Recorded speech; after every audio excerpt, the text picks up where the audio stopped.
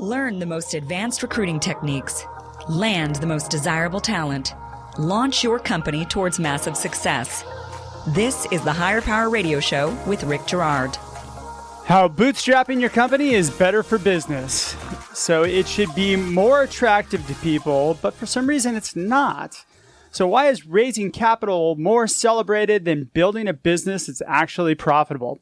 Well, today we're out to prove that driving a good business does not require venture capital, and you do not need VC money to attract and hire the right talent.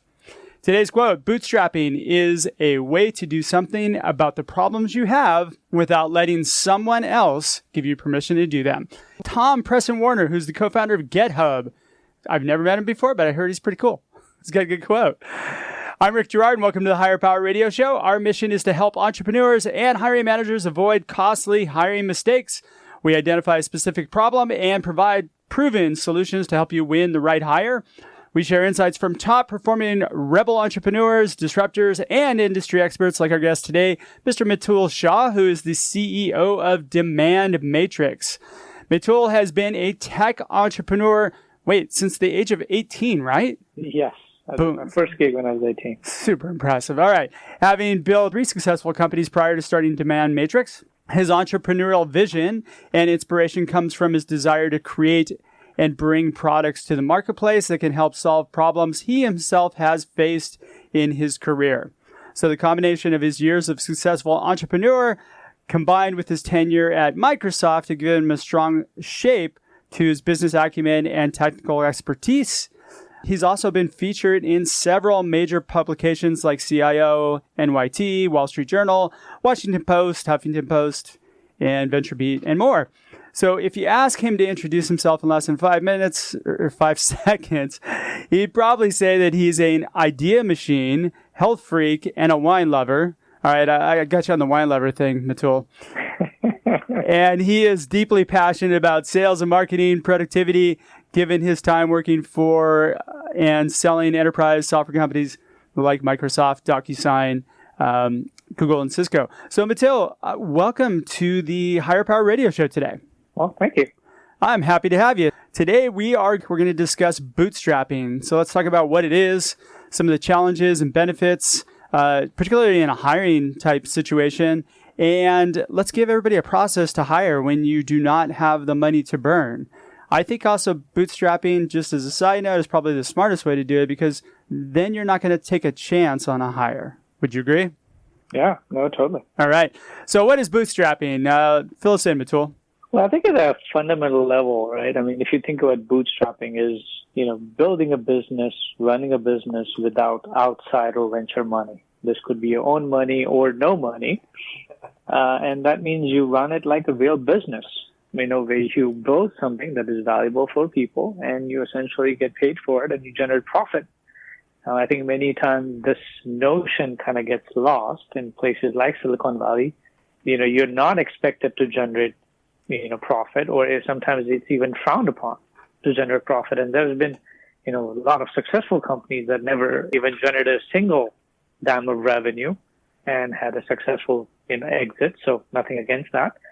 But fundamentally, that's how I think about bootstrapping, is essentially building actual real business where you generate the profit and then you essentially invest or reinvest that profit into the business and distribute this, this growth, this success with the people with whom you're building this company, together.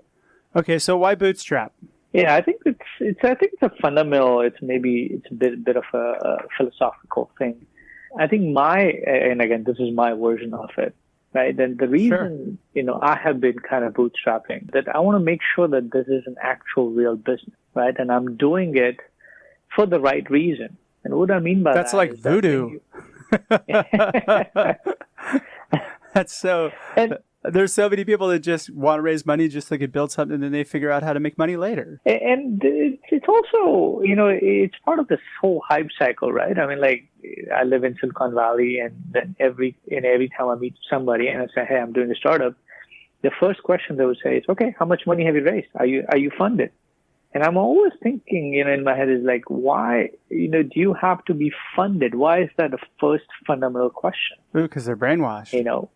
Yeah, it's because we have been kind of brainwashed, and that's what is kind of talked about. That's being celebrated. I forgot who mentioned that it's never celebrated that you have a profitable, successful business. It's always about how much money have you raised and how many people have you hired and things like that. It's funny. I just saw a video going around a couple of days ago, and I think it was Gary Vee. There you go. Gary Vee was talking about how we celebrate these big capital raises, but we never celebrate the businesses that are driving revenue, that are making profit, that are actually making money. Yep. Crazy. Yep. So you chose to bootstrap primarily because you felt you wanted to build the business first. Yes. I wanted to kind of make sure that the idea is legitimate, idea has legs. And, when you're, as Steve Jobs said, right, stay hungry, stay foolish. When you're on a lean budget, I think it allows you to be very creative. It allows you to develop solutions that are very creative. It allows you to dig deep, and helps companies kind of focus on the right priorities as opposed to sometimes on vanity metrics. And once you establish the fact that, yes, you have a legitimate business, you have proven product market fit, there is an MVP, your customers are willing to pay you for that. And then if you chose that, I want 10x growth. Now I really want to bring in higher power sales guys, amazing, 10x engineers or developers and whatnot. And for that, I need money, which acts as a rocket fuel. I think that's when yours and investors or VCs expectations are aligned together.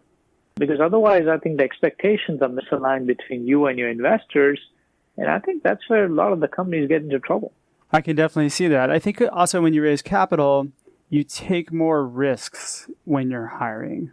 You had mentioned when we talked before that you have a lot of pressure on you when you take VC money, especially at the early stages, to scale and grow really quickly. So the care is not put into the hiring process to make sure that the right bud is in the right seat. Yeah, no, absolutely, right? And I mean, if you think about the whole VC ecosystem and how they are being compensated, right? I mean, they have LPs money. They essentially have to grow that money to essentially get rewarded for that and get their success fee.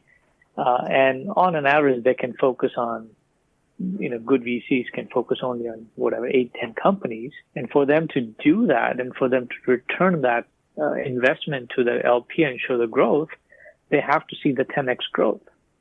And for them to see that 10x growth, they have to invest that much capital. And for them to invest that much capital, that money needs to be spent. And then they put the money into a bunch of different companies, and then they find their favorites, and then they reinvest in those. Exactly. And the fund has a life cycle, and, you have to be part of that life cycle. And hence, I think what's the famous quote that says, triple, double, to the $1 billion revenue. And if you cannot do that, then you're not attracted to them. All right, let's talk a little bit about some of the challenges you faced while hiring as you've been building your business. So you bootstrapped, you've built your company up to how many people now? We are kind of fully distributed global company. We have, offices here in Valley, in Australia, in India. Over the years, I think, total, we have gone all the way up to 150 people. And you're making money. That is correct. See, that's impressive. You would think that most people, rather than saying how much money have you raised, would be like far more impressed about the fact that you're making money, number one. So when somebody joins you, the stock actually has a lot more value than somebody who's got diluted shares. And that's a very interesting thing, right? I mean, every time I talk to a candidate, more than, I would think that, many times people would ask me this question: what is the viability of the company? They're kind of indirectly asking me that question is, are you sure that, you'll be able to pay me next month or month after that? You got 150 people, I think you're making payroll. Well, I mean, as opposed to like, if you're a VC funded company, that question usually never shows up. If the company is going to be viable or not. Yeah. And the funny part is that, sorry, I get emotional about these things. Well, VC firms can come in at any time and pull their cash out. Exactly, right? I've been through a couple startups, at least I know of a couple of startups, and some when I was an investor in, and the companies, were folded, where I thought the company was a very viable company like 3 or 4 months ago, and then they just decided to shut down because, again, investors and entrepreneurs' expectations are misaligned. Delve into some of the challenges you faced. When you started out, didn't have a lot of money. How were you able to attract people? What did you learn as you were going through the process? Yeah, this has been a crazy journey. I think there's been so many interesting learnings that has come out of it. Because our perception was when we started, when you start, right? You tend to hire people within a group or within the people your friends, very similar, like-minded kind of people. There's no process. There is no management per se.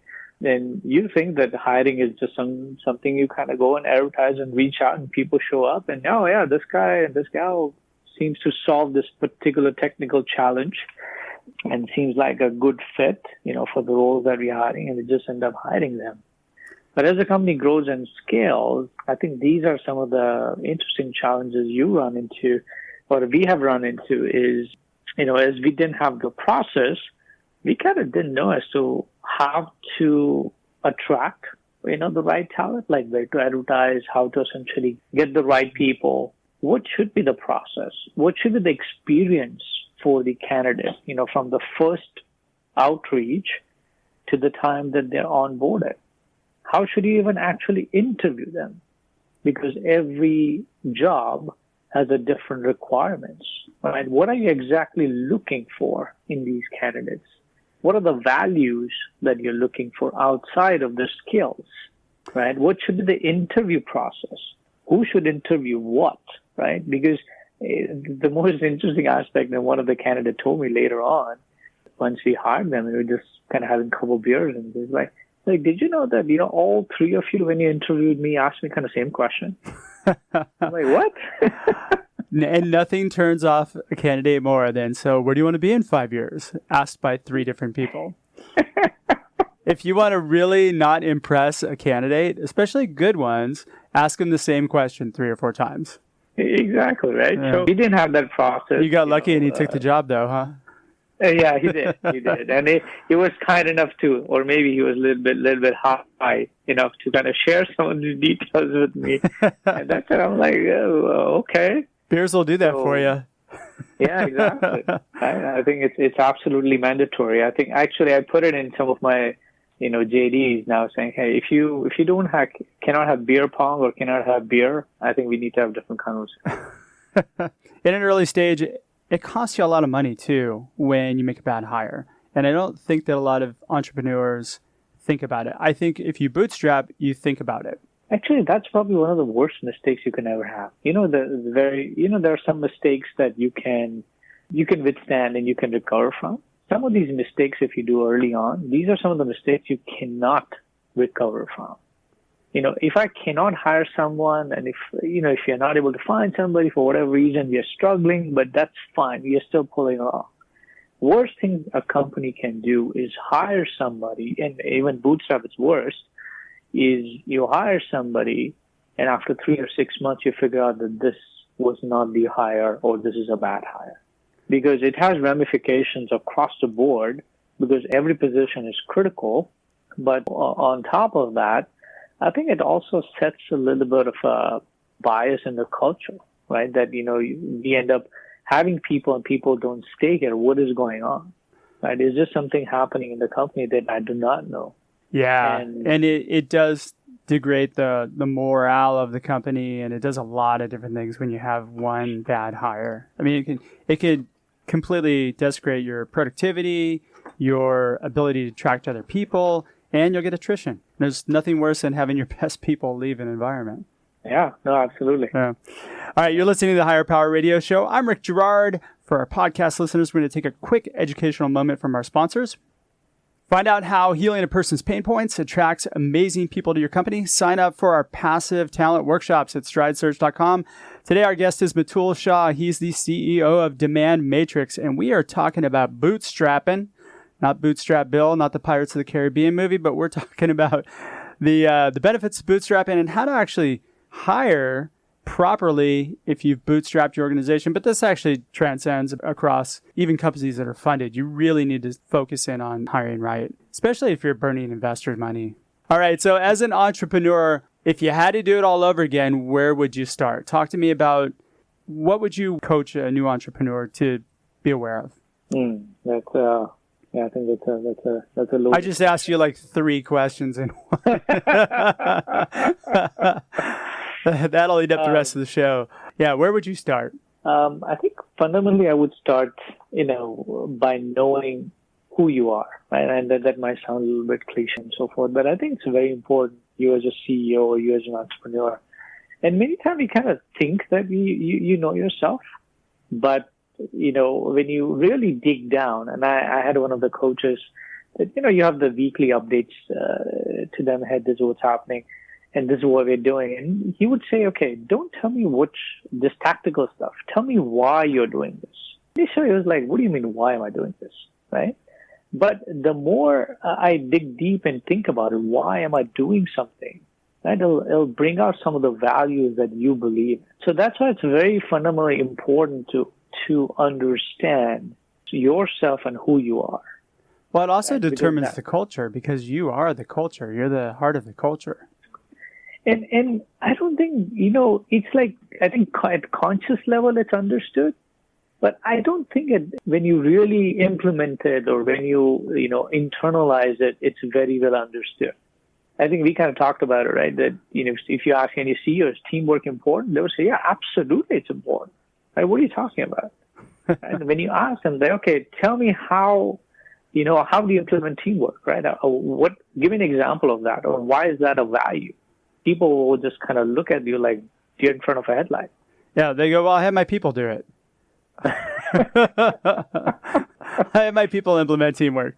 No, it's interesting how many CEOs and entrepreneurs that I've met are not really self-aware. And that's a really good point that you bring up. You should know who you are before you start up a company. Yeah, absolutely. Unless you get a lot of money, like a truckload, and then the company grows in spite of you. In that situation, then you know what's happening. Then you're not building a company. You're just working for someone. If you're going to work for someone, why do you want to go through the whole process? Just go get a job. Good point. So understand who you are. What's next? I think this might sound like, you kind of paid me for this, but you did. No, it's a free show. I don't pay. It's the importance of HR, and more than HR is talent acquisition. Having that expert in your early hires or in your initial hires who can help you build this whole process we kind of talked about, right? As to how should you source the right candidate? What should be the approach like? What should be the interview process?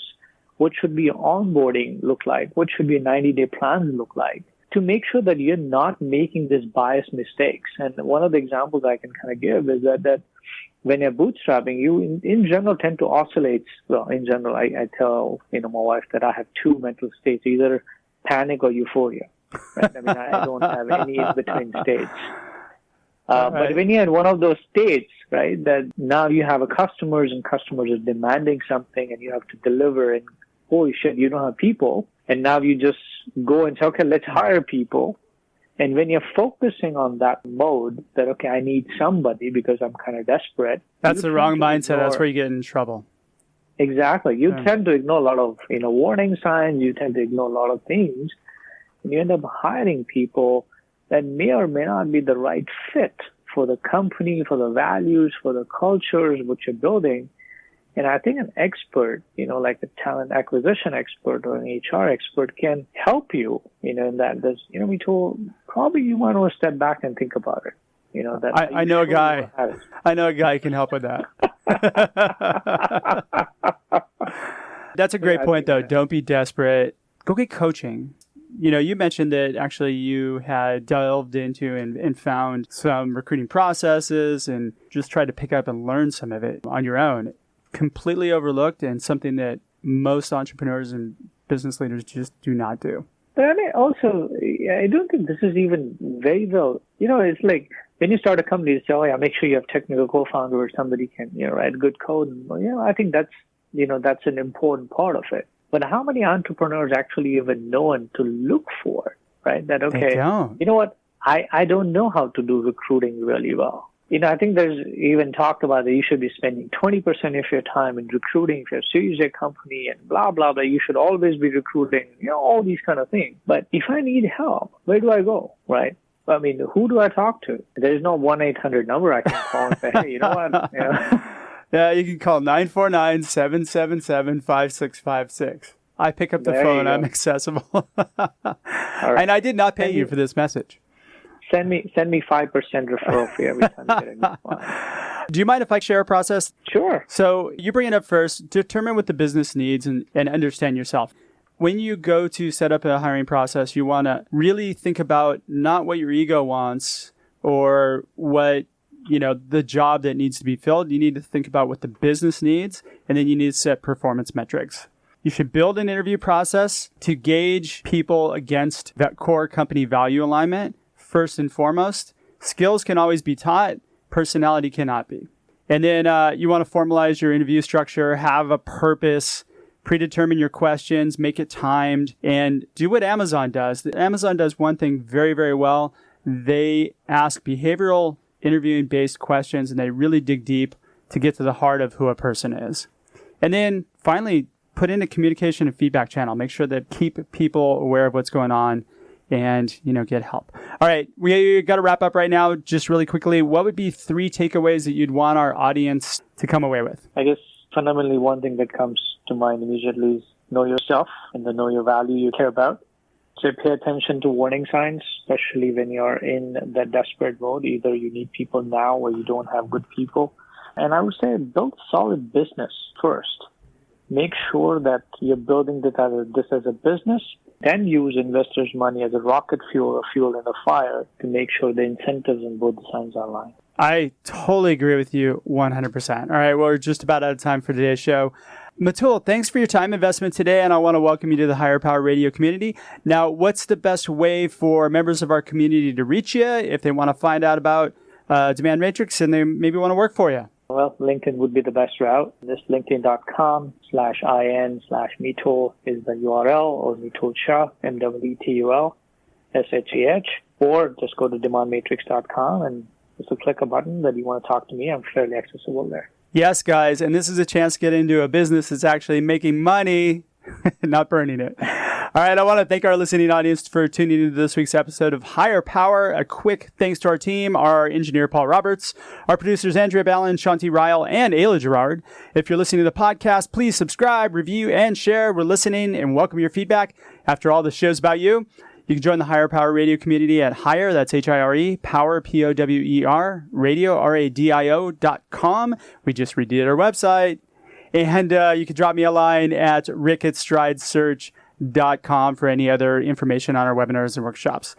Tune in next week. Our guest is going to be Angelo Ponzi, the founder and president of the Ponzi Group. I'm your host, Rick Gerard, and you have been listening to the Higher Power Radio Show. Aloha. Thank you for listening to Higher Power with Rick Gerard on OC Talk Radio.